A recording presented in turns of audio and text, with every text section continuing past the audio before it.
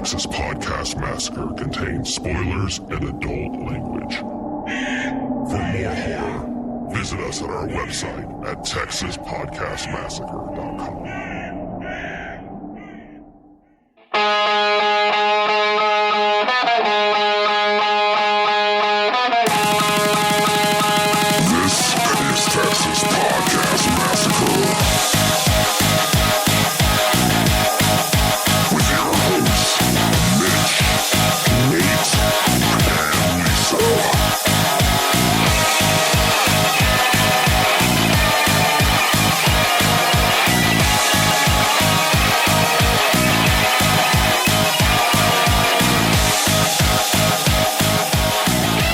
Welcome to another episode of Texas Podcast Massacre, coming to you from Houston, Texas. I'm your host, Mitch, and as always, I'm joined by my co-host, who is always in maximum overdrive, Nate. That's like Neville Chamberlain giving in to the Nazis. Actual quote from this movie. actual quote that was said in a truck stop in Wilmington, North Carolina, setting of this film. So, oh my God. That gives you a taste. You're gonna get more than a taste in this episode. Well, welcome to another episode of Texas Podcast Massacre, where each week we take a look at a different horror movie and debate a horror-related topic with our unsuspecting victims, who are usually not what we consider horror fans. This week's movie, I'm so excited for, Nate. You're so excited. Maximum Overdrive has everything you could want in any movie.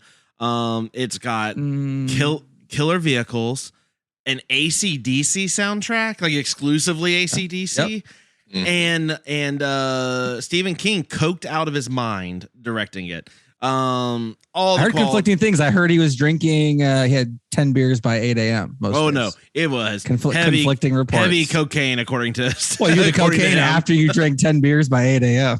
I mean, I suppose the Venn diagram is it mutually exclusive, right? Maybe there's overlap. In any case, joining us for this. Speaking of coked out of their minds, hey guys, how's it going? We have joining us unsuspecting victims, Jenna. Hey there. And unsuspecting victim, Derrick. I'm unfortunately here. Yeah, well, yeah. What a real contrast. It's gonna be the same as Mitch and I. One couple bickering at another couple getting close. Two beautiful couples, if I would say so myself. I agree. Well, welcome back, Jenna. I'm trying to remember what the last episode you were back with us for. It was Event Horizon. Event Horizon. Ooh, this is a downgrade. I'm sorry. Yeah. Sorry about that. It's a little different. You must have not liked that performance, so you're punishing me. I see. Well, I mean, this is one okay. So we if you put out a 5-star review, our listeners get to suggest movies. This is one that y'all suggested, and we don't always force our unsuspecting victims to watch shitty movies. Sometimes we do take y'all's input. So this is. Derrick, I think this is a Derrick special. Is that? Mm-hmm. Oh, God. Now, Derrick, had you seen this movie before? Yes, yeah, okay. Definitely. Okay, seen it before. I think we've seen it together, Jenna. I can't remember how long ago it was, but yes. Jenna, do you recall seeing this movie with Derrick, or did you block that out of your mind? Like that was just. I blocked it. Yeah. I totally blocked it. But I also had seen this movie when I was young. Okay. I recall being at friends' houses and it being on, maybe a TBS version though. So there were definitely some portions that were edited out. Mm-hmm. Yeah. Thank God there was more this time. Yeah. I mean, I think every year in our particularly last 3 years when we've done our virtual Halloween or stuff, I think I've shared the baseball clip that we'll get into about every time. Classic. Because it is a classic of cinema. Nate, I think you can agree with me on that one. Nate, don't you dare. Don't you dare. It's fine. You dare turn your nose up at that incredible scene. We're going to get into it. We got a lot to get into this week. Very glad you are back with us. Before we get into the movie, let's have a debate question. Bid our father, the Sea King, rise from the depths full foul in his fury. Black waves teeming with salt foam to smother this young mouth with pungent slime. Yeah.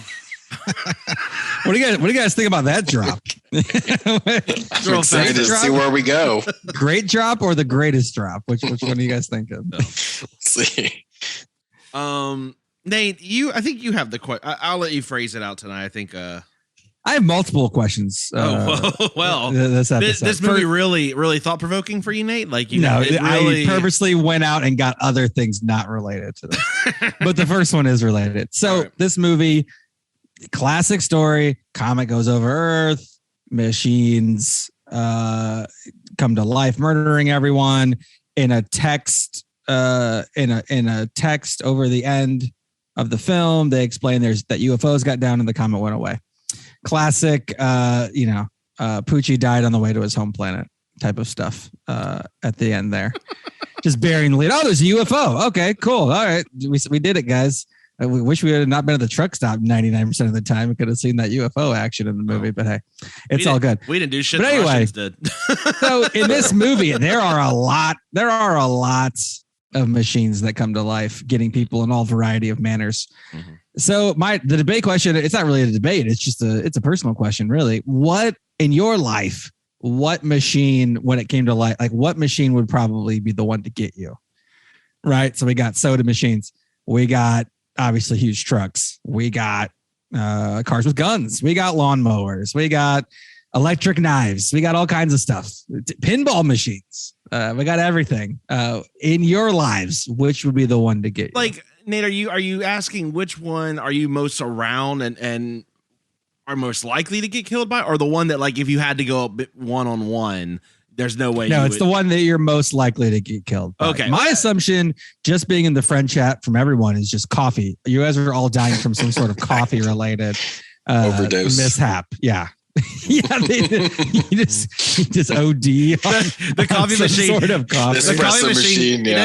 It doesn't have to work at their house. It's just waiting. It's just biding its time. There's a toy helicopter that just drops a bunch of heroin in the coffee machine. The coffee machine turns on. Hey guys, it's ready, guys. Hey, how's it going? That doesn't sound like that bad of a way to go. It's not a bad way. Really, not really. The best part of not waking up. Coffee. The best part of not waking up is heroin. And you there you go. Done. Well, what do you got? Nate, you want to kick us off here? I think No, I'm still thinking about it. I'm debating between two. All right, I'll start. I'll let someone else start. So I have been having a ton of issues with my pool for the last year, ever since we froze in Texas. All shit.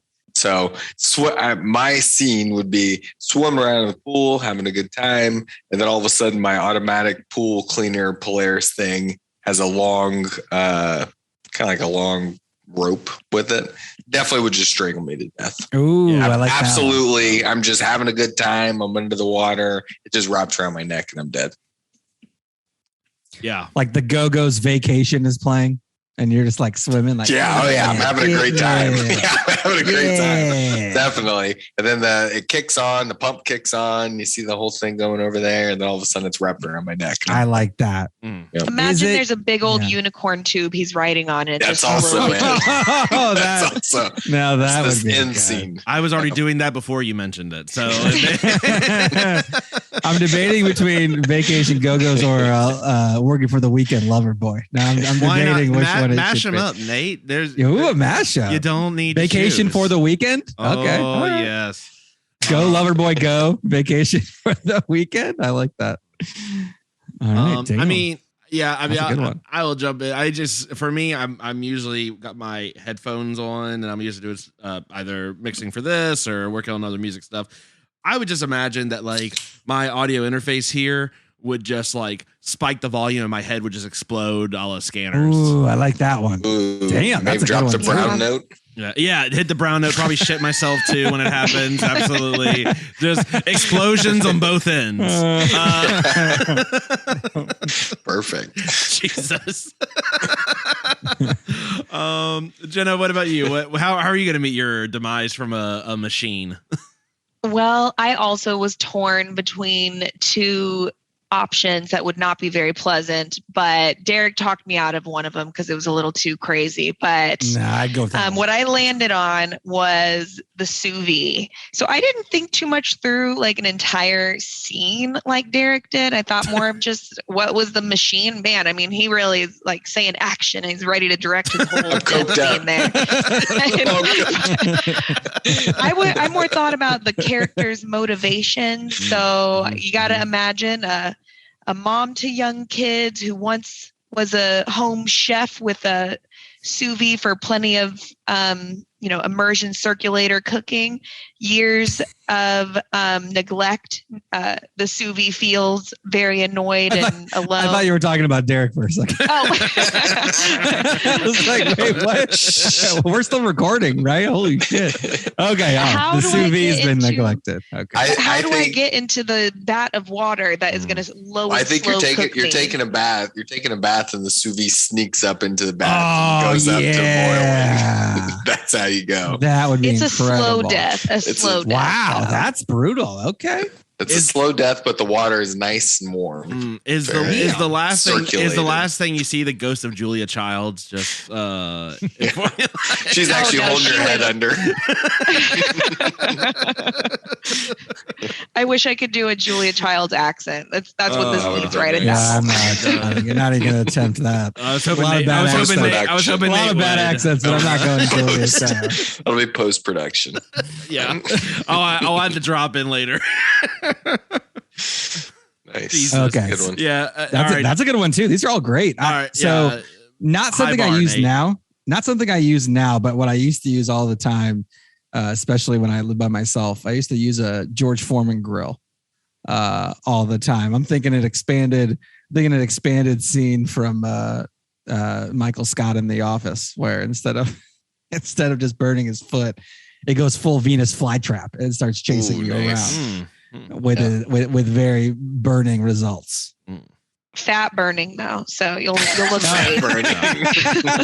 I mean, yeah, you can go open casket after that because your face is. Oh man, so what if your leg is just like charred, but then they're just like there's no fat left. There's nothing. It's just all it's all in the drip tray. It's all in the drip tray.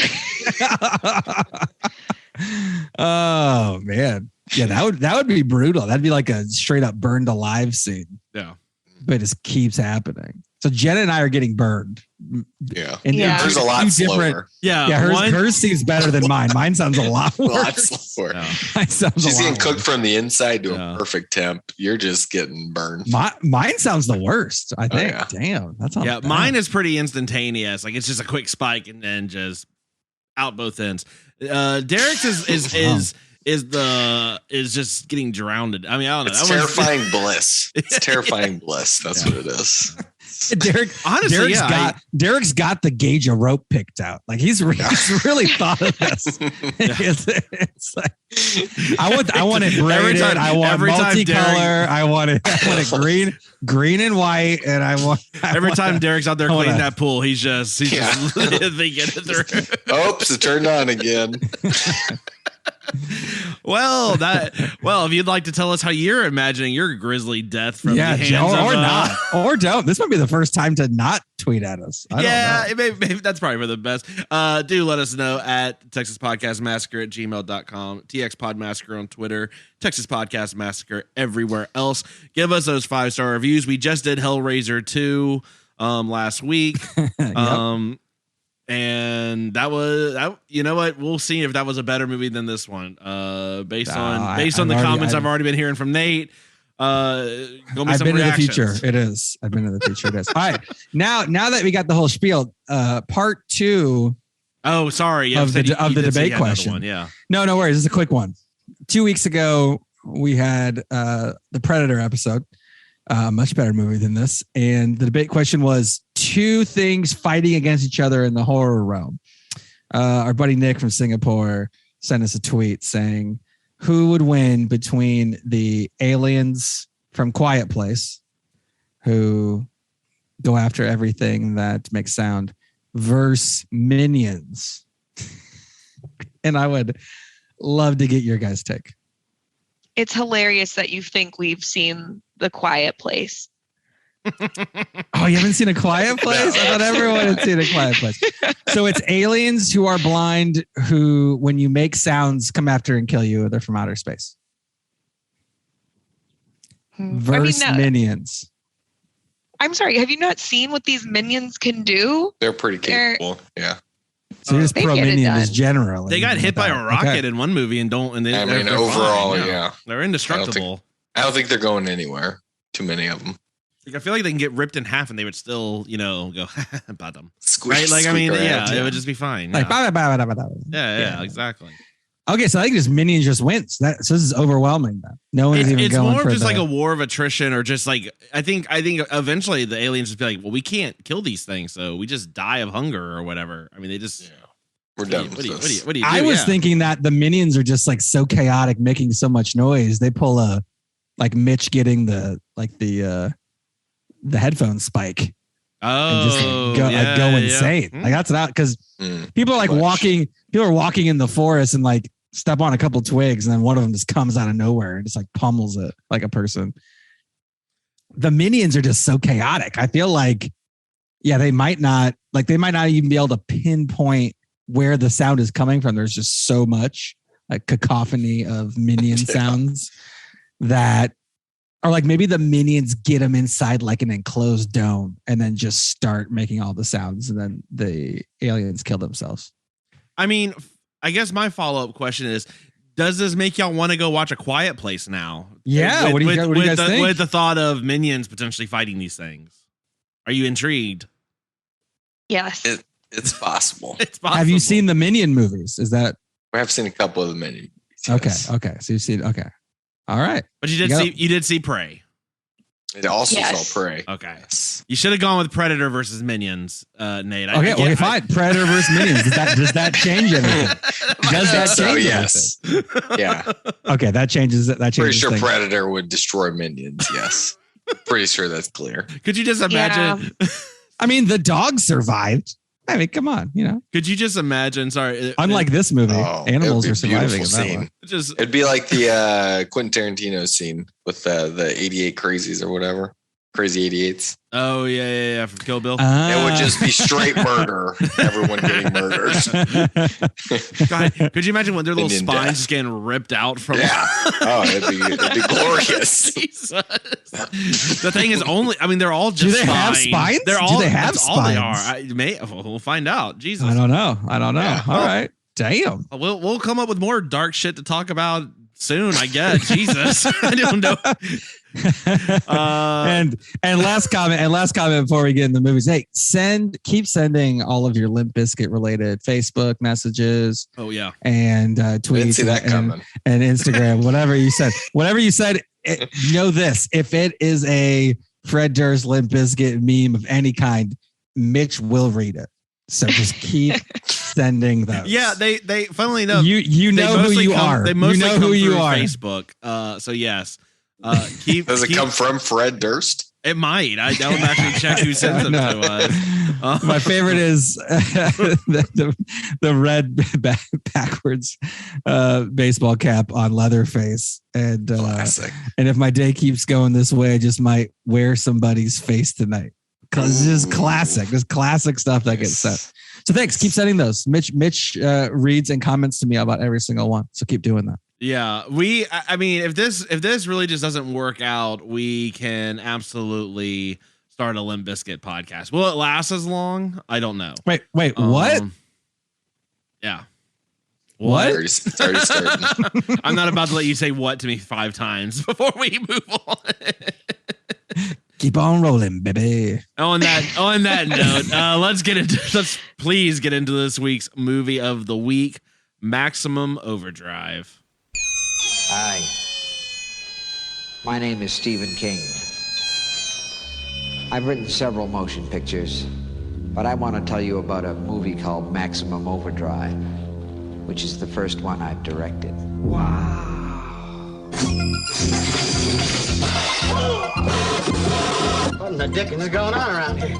A lot of people have directed Stephen King novels and stories. And I finally decided if you want something done right, you ought to do it yourself. And who was driving it? I don't know. Curtis! It's coming after us! It was my first picture as a director, and you know something? I sort of enjoyed it. What is going on? I don't know! I just wanted someone to do Stephen King right. You want a war? You got one. I just want to get the hell out of here. So come and spend some time with me and my friends at the Dixie Boy. Spend some time in the dark. Please don't let us be in the dark. Help me. I'm gonna scare the hell out of you.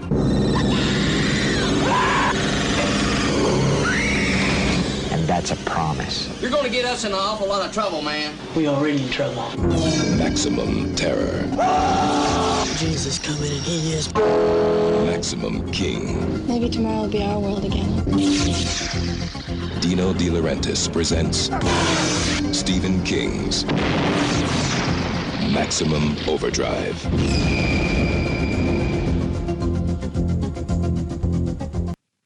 You know it's an effective trailer when you spend all of it talking about how everyone keeps fucking up your shit, so you're just gonna do it yourself, but not ever talk about what the movie's actually about. What the hell is that's like the worst trailer I've ever heard in my life. All those other movies sucked. This one though. Yeah, you know The Shining? This is way better. That came out 6 years ago before this movie came out. That movie is garbage.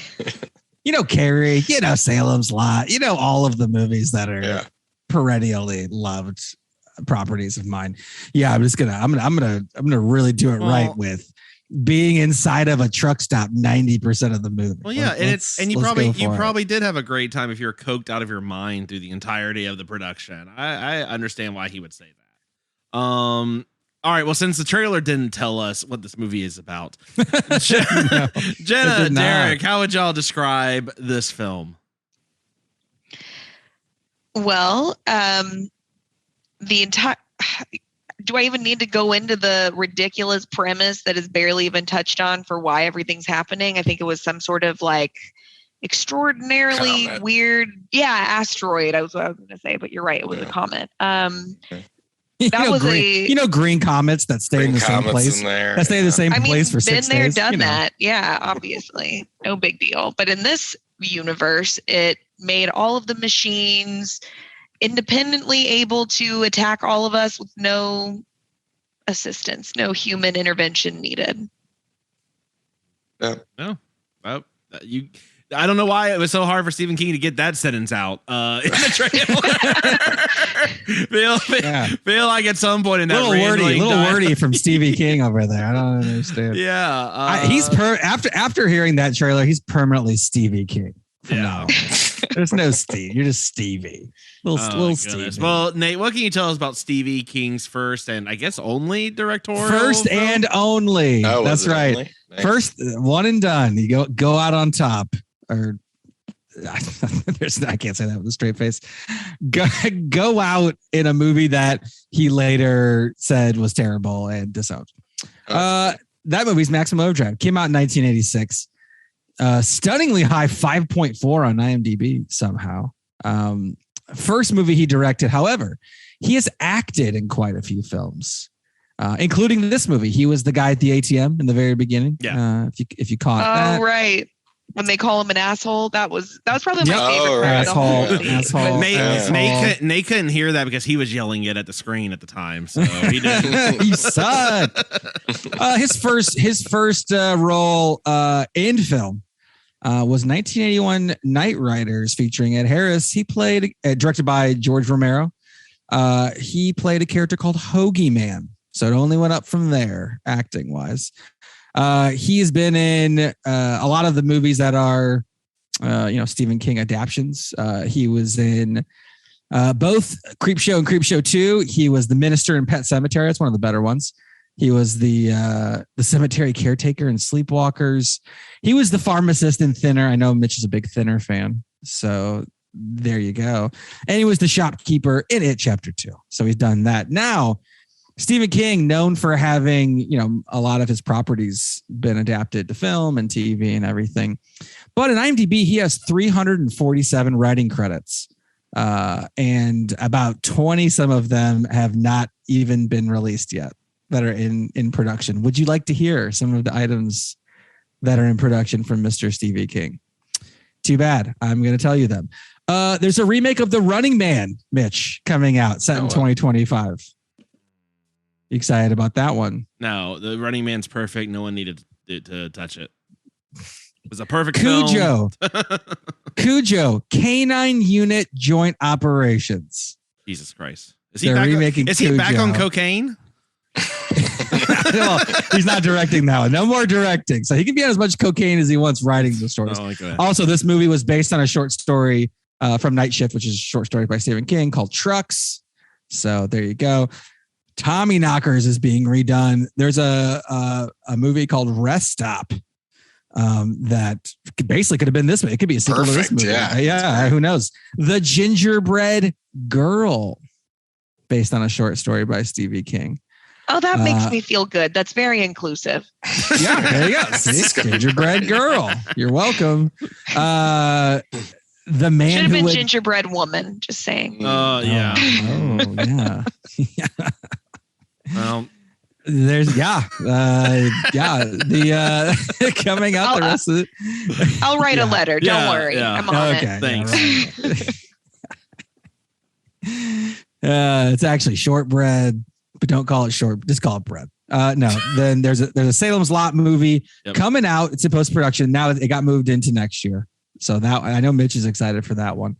There's another Pet Sematary movie coming out, and along with Rest Stop, there's also one called Death Room. So maybe they're in the same shared cinematic, like a restroom, but where you die, or I don't know. These are great questions. It's all taking place in the Buc-ee's. Ooh, that would be good. That would be incredible. That's a very good test on that. I like that. They're like, you know what? Like, we're trapped here, but like the bathrooms are immaculate. So right. we could hunker down here for a long time. If in the mist they were in a Buc-ee's, nothing bad would have happened. Mm-hmm. Just saying. This is true. Anyway, suck it, Wawa. Oh wow. I had a conversation about Wawa yesterday. Anyway, the lead actor, as one does. The lead actor in this movie is Emilio Estevez. Sure, it's not Emilio Sheen. No, it's Emilio Sheen. Is it a Martin Sheen's kid?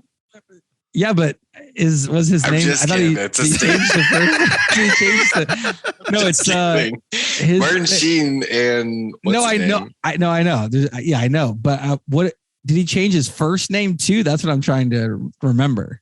Oh, Emilio. Well, Emilio Estevez is his real name, right? Martin Sheen and Charlie Sheen are stage names. Yeah. But did Emilio Estevez ever have another stage name? I don't think so. I don't think he did. All right, he did. I was just kidding. Calm down. Okay, Emilio Estevez and his better, brother, Derrick. That's his brother Ramon Estevez, aka Charlie Sheen. No, so Emilio Estevez, 1986 was prime Emilio Estevez. And somehow he did this movie, so I'm not sure. And this is pre Mighty Ducks, right? I mean, correct. This is pre Mighty Ducks. No. Well, I'm glad to see this didn't hold him back. That's It didn't. Yeah. Well, just around this time frame, there was St. Elmo's Fire. The year before, he was in Breakfast Club. He was in the horror classic Repo Man. Just kidding.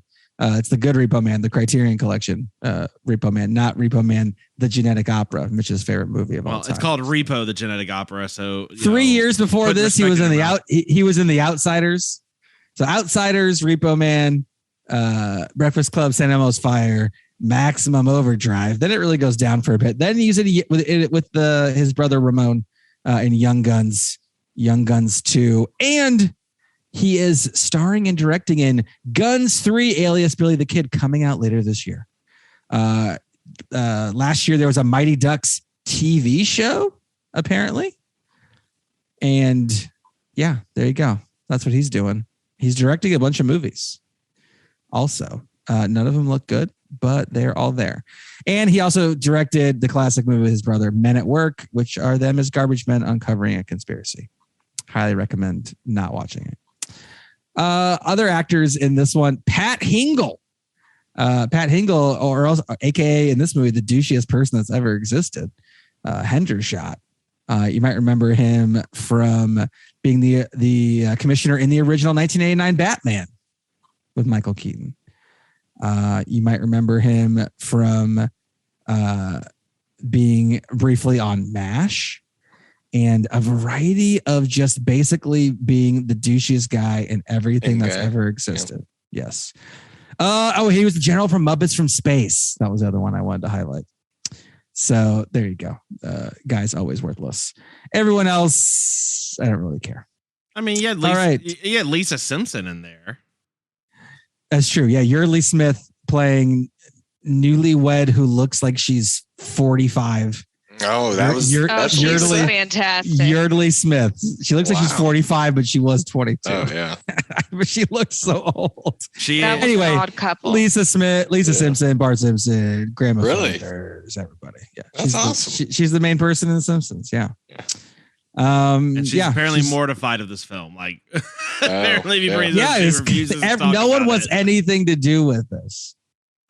I feel like Let me put it to you this way. The person who had the best career in movies after this, other than Emilio Estevez, maybe, the person who had the best career in movies after this movie was the cinematographer who lost one of his eyes due to Stephen King wanting real blades in the lawnmower that hit a piece of wood into the cinematographer's eye. And then he lost the eye. On the set? Yes. Lost the eye, going to the hospital, lost the eye, came back, finished the movie, and then sued Stephen King for $18 million and settled out of court. Wow. Then he went back to Italy and kept being in movies. Some of the crew here was Italian. They thought they had a translator. They didn't. That probably describes a lot of what happened in this movie. So there you go. So we had a real Troll 2 happening. Yeah. Except Troll 2 is way better than this movie. There's more believable acting in Troll 2 than there is in this film. I don't know about that. Other than the kid who escapes the baseball game, that kid's awesome. We can all agree there. Other than that, I don't know. Let me cinch up my belt one notch to strive off the hunger pains, and then I'll tell you why you're wrong about that. This movie's great. I don't understand what you're talking about. What's great about it? Well, first off, let's just get the soundtrack out of the way. It's AC/DC the entire time, and it's great. It's not a soundtrack. They just released an album. AC/DC is Stephen King's favorite band, and Who Made Who came out in '86 was just the soundtrack of this album. It was just the release of the album. I was going to make that point too. I looked into it and technically I think they do call it the score to the movie, but these songs were not written for the movie. Oh yeah, no, Hell's Bells was certainly good, but yeah, agreed. But Derrick, so what? So what? They're great. Better than Flash just Gordon as long as you're Wait, what? Oh my god! Better than Flash Gordon and Queen. That is just one of the dumbest things I've ever heard anyone say in the English language. What is happening right now? Better movie overall too. Oh my god! My estimation of you dropped precipitously. I just want to tell you that. Go on, let's talk about how great this movie is. Those are strong words. No, yeah. So like Jenna said, they really just tacked on a movie release to a much more well-known and beloved album release from AC/DC. And it wasn't the other way around. Like Maximum Overdrive was bolted onto this and not this was the soundtrack to Maximum Overdrive. Like Maximum Overdrive released in a few theaters with AC/DC play. My point is, as I'm watching this movie, I'm listening to AC/DC, and that increased my enjoyment factor. Look, go on YouTube, watch 10 minutes of music videos from 1986, and you've already got a way better film. Or I can watch a 20-minute gassing up 800 truck montage video to Hell's Bells. I think it's a win for me in this case. Where do y'all want to start with this one? Jenna, so you said you'd block this out and you're back to it.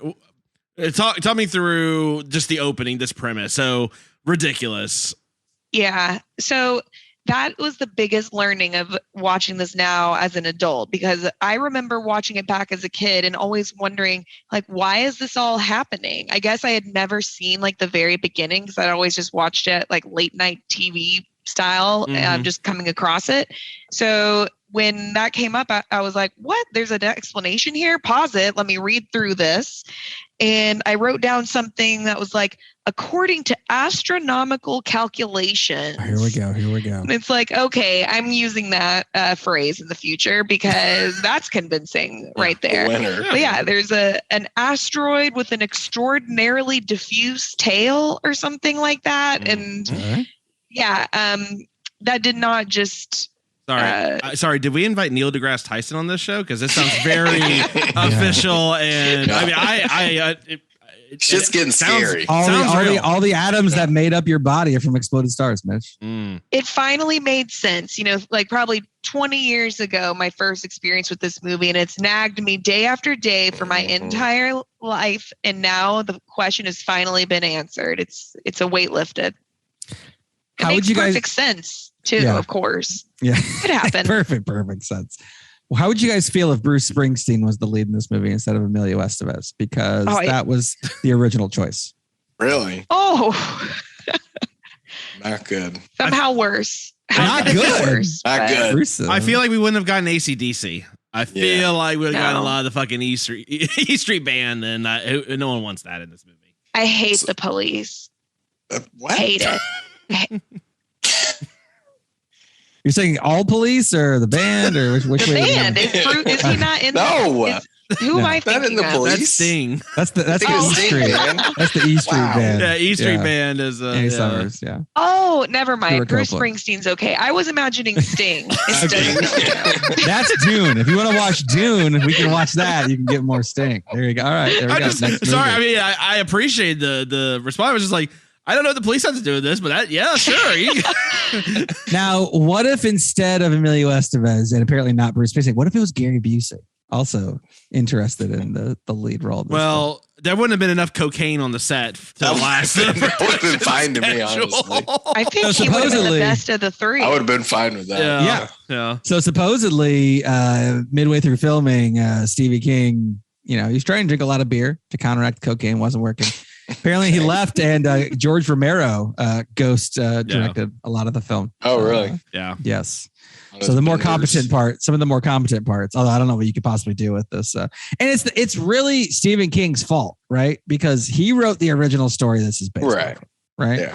Well, so one of the things when we started, there was the one scene where the motorcycle or the bridge is going up. The bridge and all that stuff. Yep. Like the motorcycle guy is rolling down into a bridge that is going up. Yep. It doesn't make sense. What the hell is happening? How does he fall in the water? How does he go in the middle? It's the same physics that got the comet to stay there the whole time. Don't worry about it. This is incredible. He's falling upwards into the middle. Yes. Yeah. This is going to be good. Up is down, left is right, cats and dogs. Cocaine is a hell of a drug. That's all yes. I like that. Yeah. So Stephen King wrote the short story, wrote the film adaptation, I guess quasi directed it. I mean, this is all him. So yeah, I get it. Admittedly, you can sort of tell when Romero, if it's true. I mean, because then it starts feeling a little bit like, what is it? Day of the Dead or Dawn of the Dead and all that. It starts having that kind of feel to it, in certain spots. So except with no social commentary and no acting.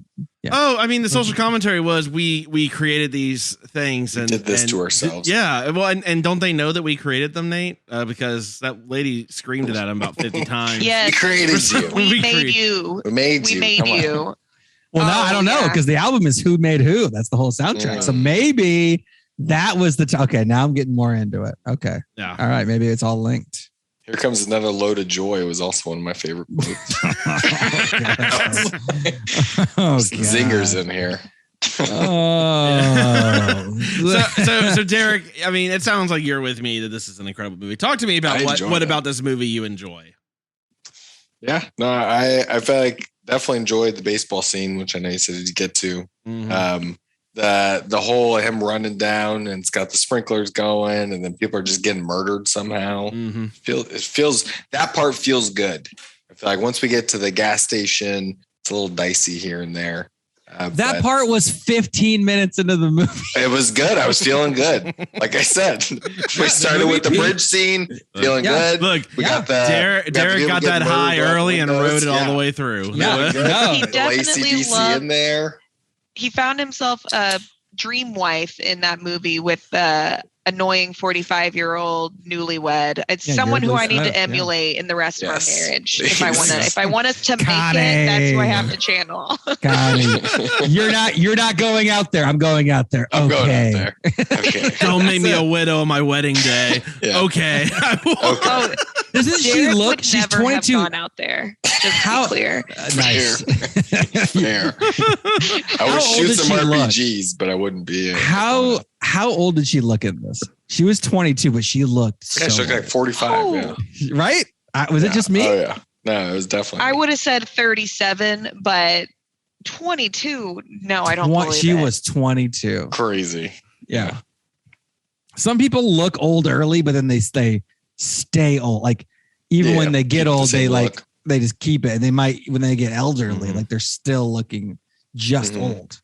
Really peaked early. So for her sake on that. Yeah. I don't know. Or maybe the makeup didn't do any favors. Maybe it's like, yep, cocaine, the hairstyle, makeup, cocaine goggles say this looks great and action. All right. Yeah. I don't know what's, she looked bad, but okay. All right. So then, there's that. Let's get into some of these kills in the beginning, because this is the highlight of the movie. And then it all really, for me anyway. And then I think it goes down pretty dramatically. Top kills in that beginning scene, right? Everyone, there's some bridge deaths. I'm assuming people died in the bridge thing, right? They didn't kind of show everything. I mean, maybe the people that fell definitely off, died. Like the guy slipping in the watermelon was kind of weird. I guess they implied AC/DC themselves got murdered at the beginning. I was very confused because you had the AC/DC van. That might have been a metaphor for their careers, tying their lives in this movie. No, it wasn't. I don't think so. Was it? They weren't in the film, but they did have their like a van that had the AC/DC logo, like a tour van. Yeah. I saw that. That's true. So, but I mean, there's pinball death. Several people did get thrown through windows, so I think that makes it. Yeah, you had the pinball machine death. The funny one was the electric knife slicing into the waitress. Yeah, and then going perpendicular to go for the shoes. Yeah, well, I feel like the guys are just in the booth, like, like who? How do you react to some lady's arm getting sliced? How is nobody saying the Coke machine death?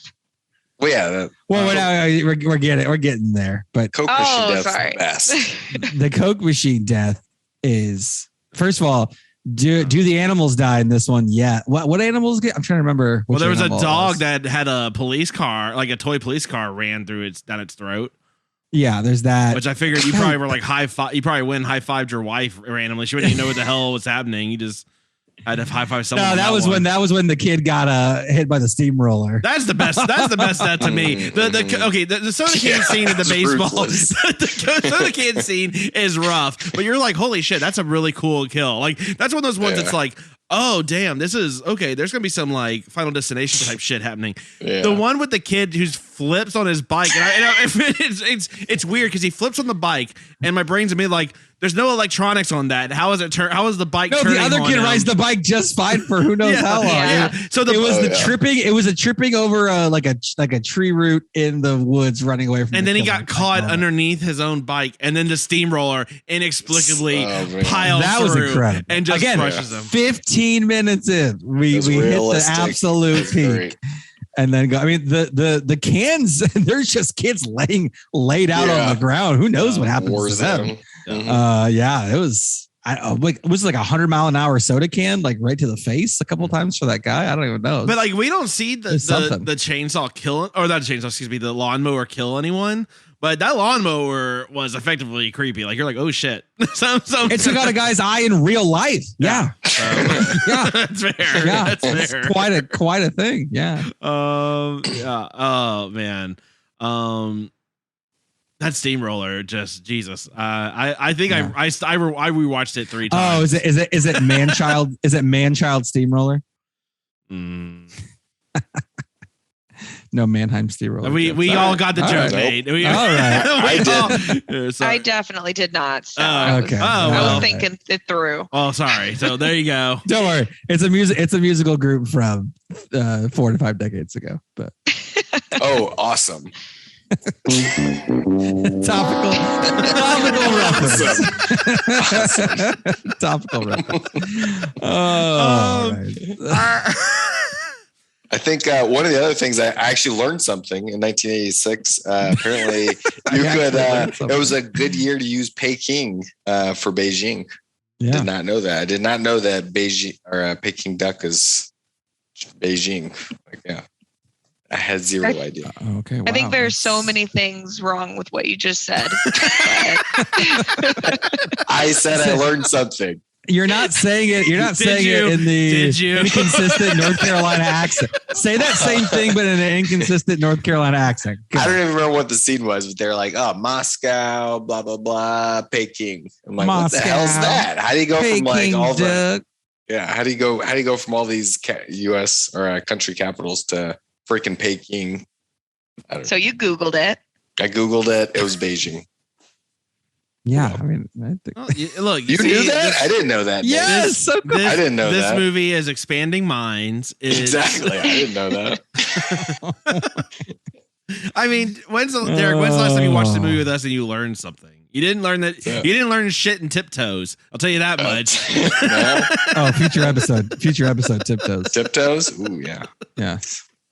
All right, so Jenna, when did this start kind of falling apart for you? Besides maybe the premise. Yeah. I mean, I can't say that I didn't enjoy it despite the fact that it was just a dumpster fire. But to me, the dumpster also attacked people. Yeah. that couldn't have hurt, honestly. No. There were some good kills. It was pretty dark with some of the kills, pretty violent. At least it really went all in. Those are the pros.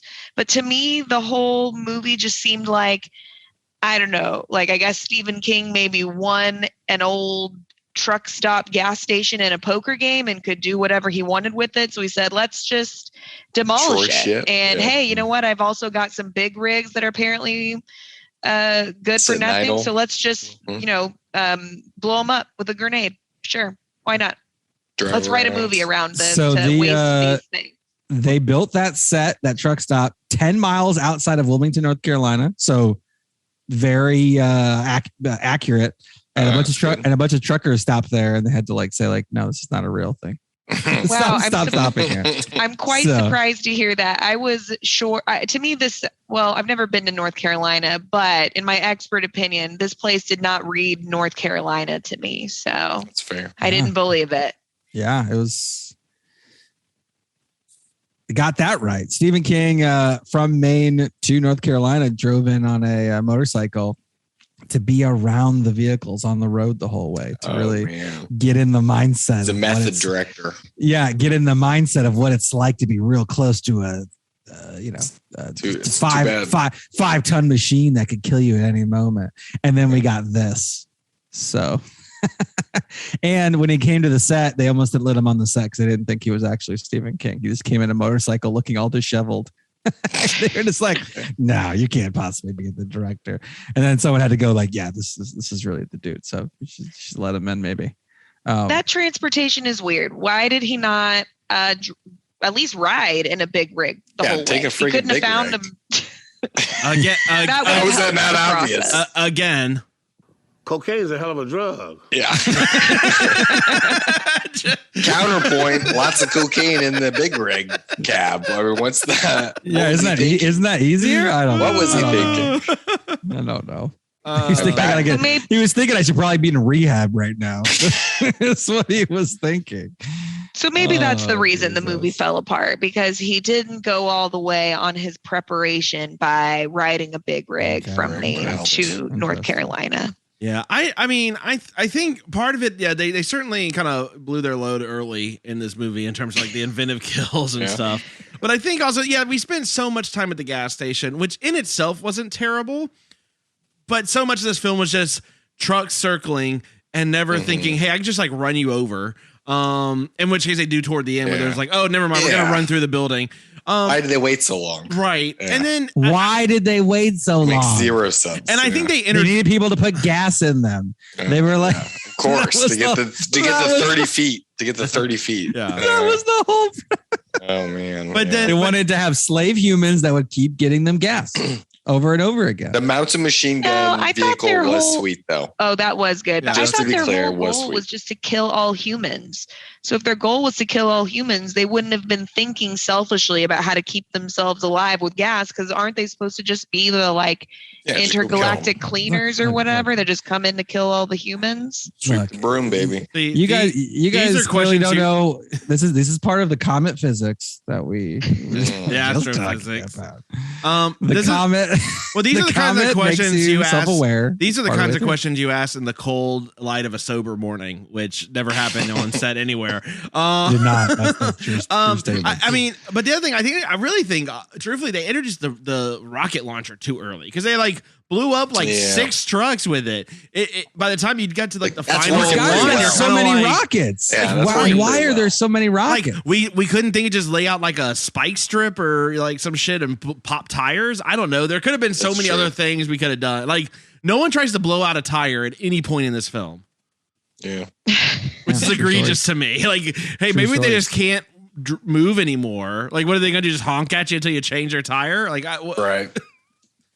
I agree, though, that they had a lot of all the creative and surprising things happened so early, and then we were left with a long time of just big rigs running over people or explosions, and those were the remaining kills for 2/3 of the movie. Yeah. Why is the jukebox not shooting out fucking they just stopped. Everything stopped except for the most boring, garbagey drive around in circle cars. Back to a pro though.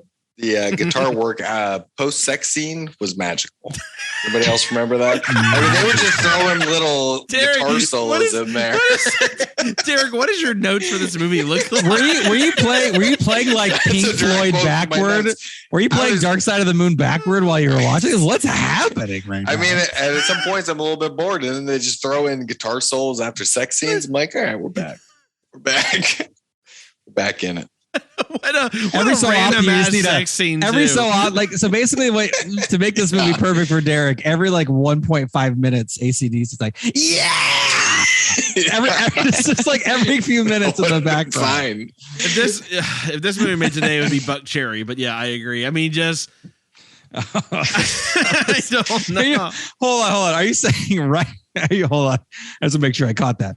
Buck Cherry is the new ACDC. Is what you just said. Yeah. That's what you just said. Terrible. Those are words that I just want to make sure I caught that. Is there a kick button on this?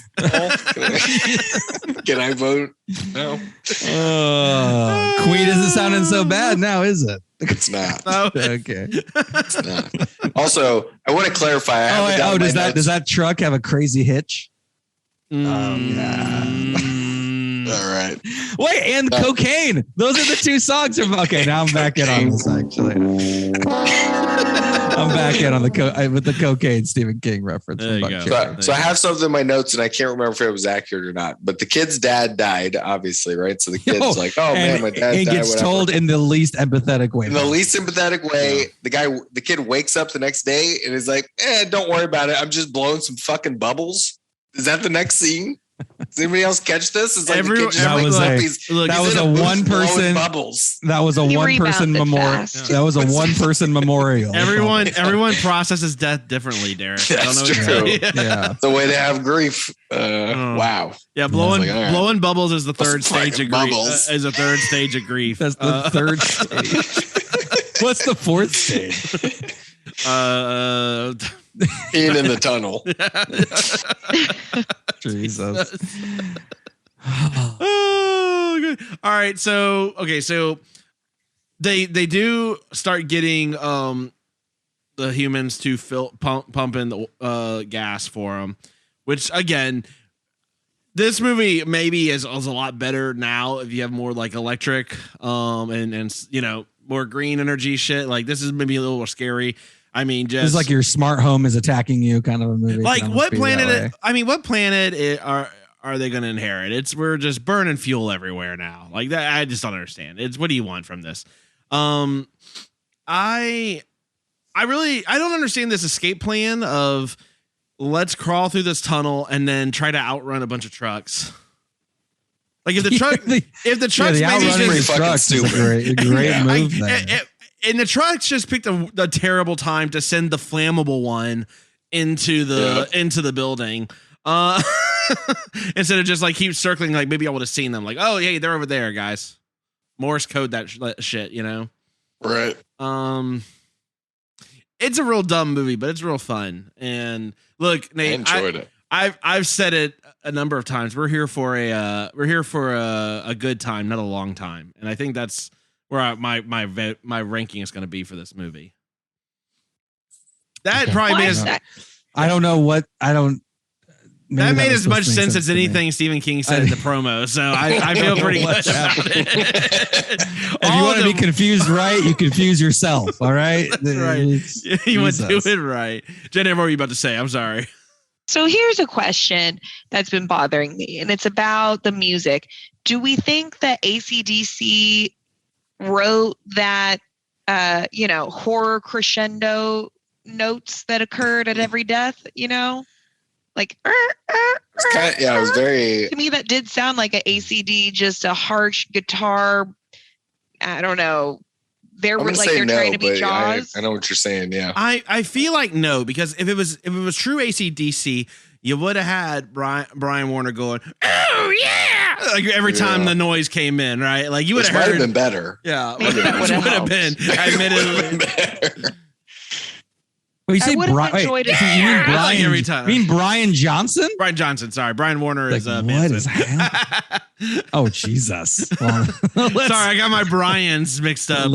Those are very different Brians. Jesus. Okay. Wow. It's been a long cocaine fueled ride on this movie. Jesus. So. If you could pick a different band to do the soundtrack, sounds like Derrick is all in. Jenna, if you could pick a different band to the soundtrack, any selections that would have made it more enjoyable for you? Okay, more enjoyable. Does it have to be like of that time period, or could probably it be of that time? Probably of that time period. Yeah. Okay. Van Halen. Van Halen would have made it better, in my opinion. Okay. But Diamond Dave, right? Not driving with the devil. Not Van Hagar. Okay, good. But I was considering though, what would like a remake of Maximum Overdrive look like, and is there a chance that it takes flight into a franchise like a la Fast and Furious style? That's what it could have been, like Maximum, 2 Overdrive, and then Tokyo Drift. And, there's room to grow. So Joe Hill, Stephen King's son, last October said he was interested in writing and directing a Maximum Overdrive, another version of Maximum Overdrive with some changes. Thank God that ended up in the sentence. But yeah, we could actually have a part 2 from Stephen King's own son. Nice. Writing and directing it. Hopefully they saved some coke for him.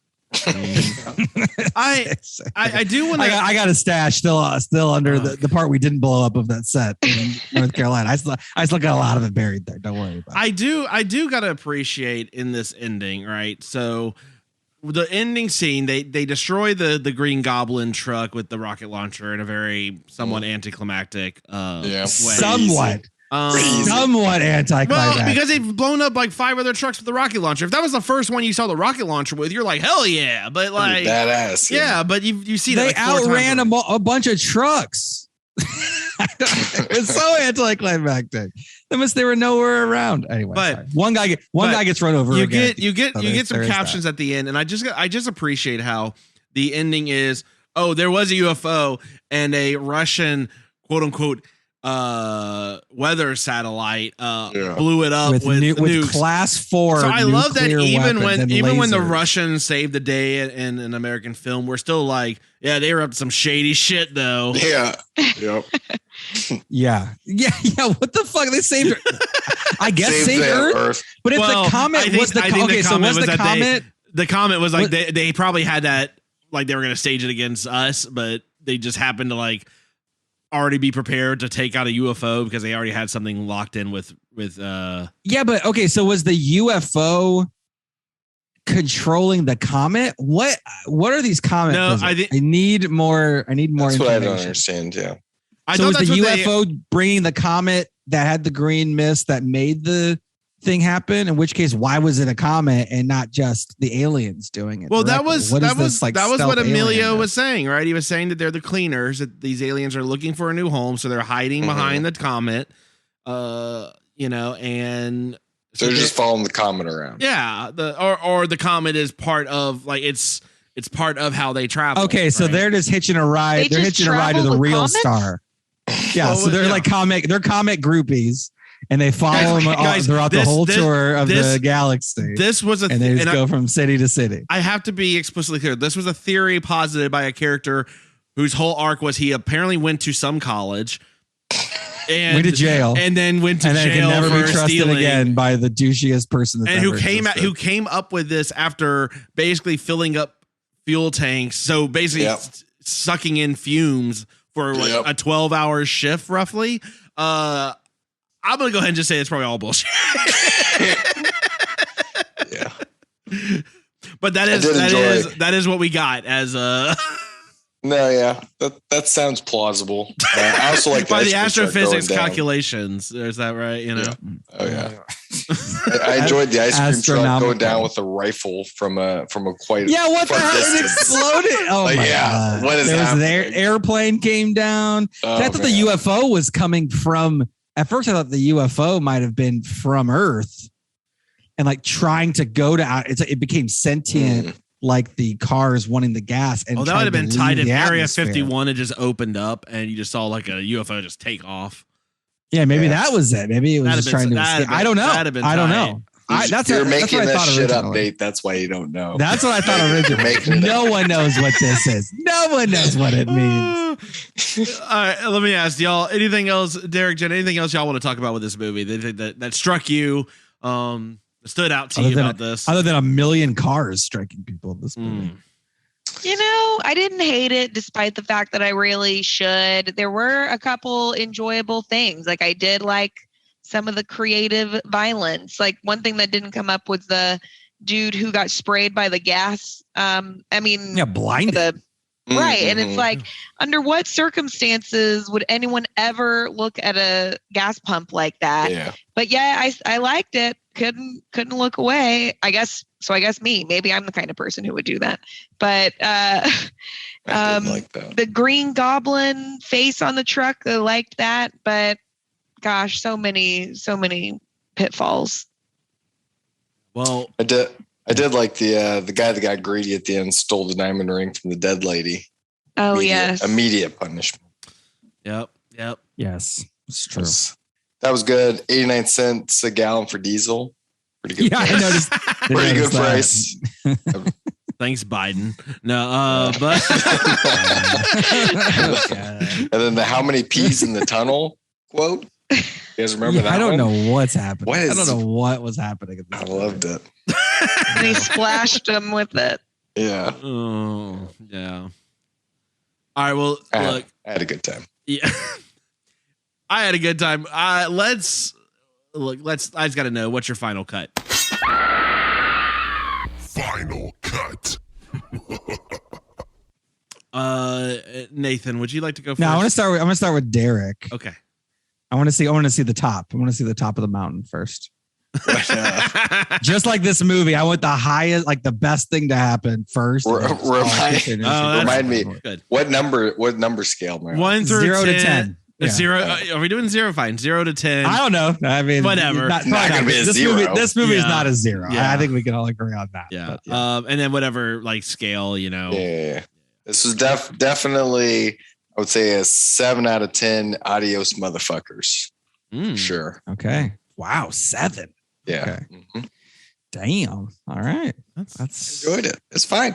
I like movies that transport you back to the 80s and really just butcher a story. Well, if you want a movie that transports things, this is your movie. This is the transport movie. Can this be part of the Transporter universe? I was like, this has more transporting than Transporter, probably. I think. What if this is in the Transformers universe? No. Goblins in disguise? I don't know. I'll just say I'm hot for truckers. That's all I'm saying. is that a Van Halen reference? Please tell me that was a Van Halen reference that you meant to make. You're welcome. Thank you. There's that. All right. Oh man. Jenna, what about you? Where do you sit on this? I give it 4.5 out of 10. Rapey Bible salesman. Is there any other kind? You can reach Nate at TX Podcast Massacre. Send me if you want to send anything that's negative. Make sure it's got Limp Bizkit in it. Okay. Yes. Sorry. Go ahead, Jenna. Just be clear, that guy was drinking, dipping, and molesting in that car when he's on his way up. Like, what is happening in that scene? That's like he's one thing away from doing like the dodgeball, all the dodgeball moves inside the car. Dipping, drink, molest, drunk, dive, dip, drunk, and dodge. Sorry. I don't know. Yeah. Didn't dodge very well. Did not dodge very well. If you can dodge a truck, you can dodge a ball. Cannot dodge a ball. You didn't. So you said 4 out of 5? Is that what you said? 4. I said 4.5 out of 10. 4.5. Yeah. Thanks. That's fair. That's fair. Nate, all right. Yeah. Where you got? We'll reverse order this now. Where are you sitting? Yeah, I'm gonna go with a 3 out of 10. For those about to suck. Not. For those about to suck. There you go. Jesus. What was that supposed to be? My throat exploded midway through that. It's not. I don't know. I got so bored. I got so bored in the middle. Normally, I'm the ones like, oh yeah, I'll slow build. Like I'll watch a Gretel and Hansel and just stay in it. Why? This was less exciting than Gretel and Hansel to me after the 15-minute point. And Mitch just wrote me out of this will. But it was just boring. It was just boring in the middle. And it's a classic thing. Like everyone gets stuck. The Birds did it. Night of the Living Dead did it. A million movies have done it. It just did it so ineffectively with some of the worst accents and rotating accents this side of Keanu Reeves being British and Dracula, that I would say it was just bad. So if the movie was 15 minutes long, it might be like a 7 or an 8, but there was the rest of the film. So 3 out of 10 for me. Interesting. Sorry to bring it way down. Yeah. Way to be a downer. I just find it disingenuous, Nate, that you would give it such a low score when you love The Happening, which is absolutely its spiritual remake. It's the same fucking movie, but you love Marky Mark, but this movie with the same stupid ass premise of some random thing in nature is going on that's causing shit to go haywire. Emilio Estevez is the 80s version of Marky Mark. I hear you. Well, no, he's too good. Mark Wahlberg is so bad. Mark Wahlberg as a science teacher. Can you imagine Mark Wahlberg as a high school science teacher? Emilio Estevez he's competent in this movie. He's capable. It's just not very exciting. Mark Wahlberg is so bad at being a science teacher. It's compelling, I guess, is the difference for me. I disagree. This movie's great. Look, it is that trailer for all the insanity of whatever the hell was going on with Stephen King, feeling like he had to a trailer in the movie or the trailer. Oh, sorry. Okay. Yeah. Different trailer. Right. There's so many trailers in this movie. It's hard to. This movie's got, it's just a lot of flaws, but it has some of the most memorable and iconic scenes of anything too. I mean, the truck is legendary. That baseball scene alone on its own is gold. I mean, it's worth a rewatch all the time. Gold glove.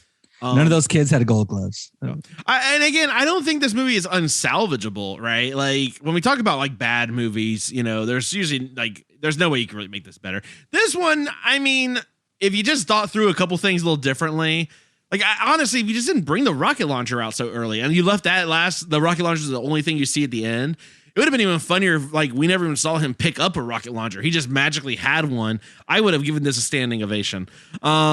I'm going to give this movie, I'm going to go 6 out of 10 Hell's Bells. Okay. Derrick, top man on Maximum Overdrive. I enjoyed it. I almost got up to 7, but I'll go 6. Lord knows we have someone on Twitter who keeps reminding me that I keep rating Santa Jaws higher than other films. So accurate. Santa Jaws. If you can make a Santa Jaws Limp Bizkit reference like somehow together at one point, that would be probably the pinnacle. Okay. Jenna, let me ask you this: Santa Jaws, a holiday horror film about a shark that wears a Santa hat and kills people. And the shark was drawn on by a comic book by a boy that came to life. Oof. What's not to love? I can't wait to show my kids. Christmas tradition. Yeah. I want to say Jenna directly on the Sci-Fi Channel, but I'm going to double check. I'm going to double check this, but I'm pretty sure it's straight to the Sci-Fi Channel. Yeah. But I mean, Jenna gets it is what I heard from all of that. She understands. So yeah. Guys, thank you both. Thank you both so much for watching this film. They're not all going to be winners like this one. But we appreciate it. I appreciate it. You missed out on Puppet Month, which I think is coming up next, right there. Right. Yes, it is. The rest of September is puppet / ventriloquist. So we're talking Nightmare Month. I think we're talking Dead Silence. We're talking Puppet Master. Have y'all seen any of the Puppet Master films? No. Oh man! Wow. Oh, tune in next month. You guys won the lottery. You guys won the lottery. Nate is dreading it so much, and I can't wait. When we actually get together for Fantastic Fest, I'm gonna actually force him to watch it. I'm just gonna watch his reaction of watching the film. I can't wait. I'm so excited. I'm gonna have a lot of beer. I might live stream it. I might just literally just put a webcam and just like let people just dial in, just watch Nate watch a movie. Is that illegal? I don't know what's happening. Don't worry about that. Nate, I feel like I can't fall asleep. We're gonna turn on the Mitch the Bwitch at Twitch account on Twitch, and you can watch it live there. I think that's a good use of turning that account on for the very first time. Nate, where can they find us? Jesus, you can find us and apparently me getting filmed sleeping at TX Pod Massacre on Twitter, Texas Podcast Massacre everywhere else. Hey, give us a 5-star review, Apple Podcasts, Spotify, all your other podcast platforms, Podcast Addict. We need to check that one probably. Give us 5-star review, put a movie on the list. We have not that many coming up. We got Joyride, unfortunately, still on the list from a listener request. I think for our guests now, we're going to let Jenna pick the next one. I feel like I trust you more, Jenna, just generally. You definitely couldn't. I'm still here, by the way. I'm definitely don't trust her. Oh, hey, the most important decision of my life. I'm on it. Which Showgirls movie is it gonna be? Those are horror, right? Give us a call 346-246-3143. Leave us a voicemail. Let us know what you thought of our AC/DC impersonations and or Maximum Overdrive.